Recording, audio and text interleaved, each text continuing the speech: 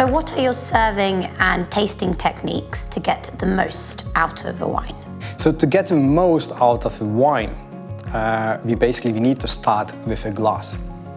This is crucial. I saw a lot of examples in my life, when my friends or my clients buy really good wines, and when I come to their home, the glasses are not right. So this is taking world champion in, running, and telling that person to put a Havaianas and to run a marathon. We can expect flip-flops. Flip-flops, yeah. We can expect what kind of result you will get out of that. So the same for wine. You can take the best wine in the world, but if you're gonna put in a wrong glass, the performance is not gonna be the same of that wine. So I personally like Zalto glasses. Okay.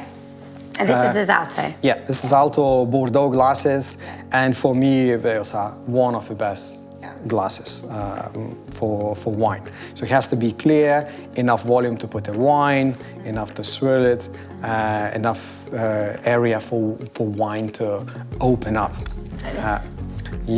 The next factor what we need to look at is the temperature of the wine. Okay, the temperature of the wine is very important, and as a comparison we can put to the flour. Okay. So if you look when it's really cold, what happens to the flour? It closes it down, So you don't see that beauty. If it's really, really hot and the flour is not watered, what it does, it just opens up and dies, and it's not beautiful again. So when it's a perfect temperature for the flour, not too cold, not too hot, it shows all the beauty. The same with the wine. When it will be really cold, try to take a red wine straight out of the fridge. When it's really cold, you won't be able to smell much. When it's too warm, it will be alcoholic and aggressive in the flavors. Okay, so the right temperature is very important. I would say for red wine, if it was in the fridge, you take it out, leave it for half an hour. That will be about the right temperature. For white wine of Bordeaux, taking out from a wine fridge or from just regular fridge, and you can serve it straight away.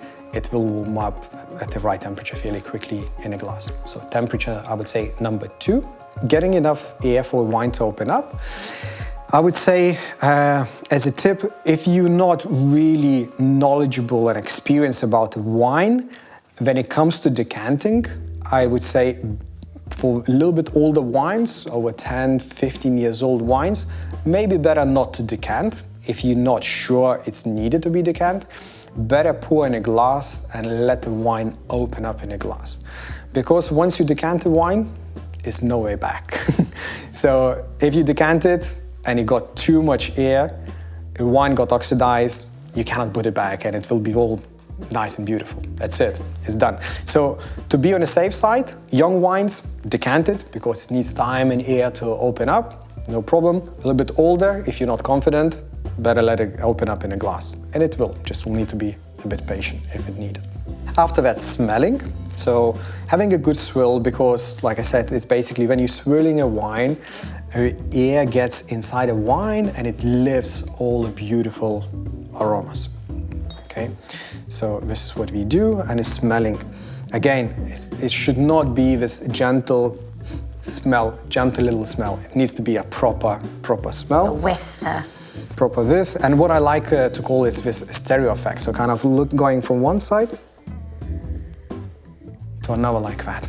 So you see it's kind of these beautiful aromas are coming out of this wine. The next is taste. Before the taste, it's very important to smell wine, okay? Because when we got cold, we say, oh, I cannot smell or taste anything. So the same, if you wouldn't smell a wine and just taste, you would taste hardly anything, because what we taste, it's only several things, we taste sweetness, we taste bitterness, we taste acidity, we taste umami, but if you take our nose senses off, it's hardly anything. So very important, smell before you taste. And after when we taste wine, it's important to cover our mouth all with the wine, because the different parts will taste different things. So the way I do it personally, I swirl, I smell, and after that I take a good size sip, enough to cover the mouth. I'm just going to follow you.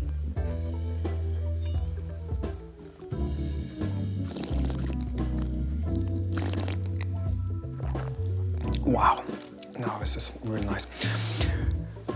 And what I did as well, I forgot to mention, see, I draw some air through the wine. So the same like in a glass, I try to do the same. So I have some wine inside my mouth and I draw some air through, and it basically helps for flavors to open up.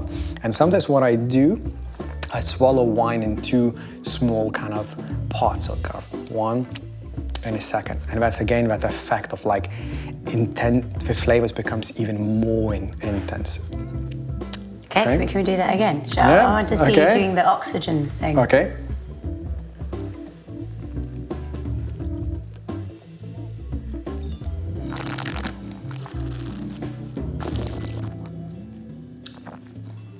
Oh, I did one sip, sorry.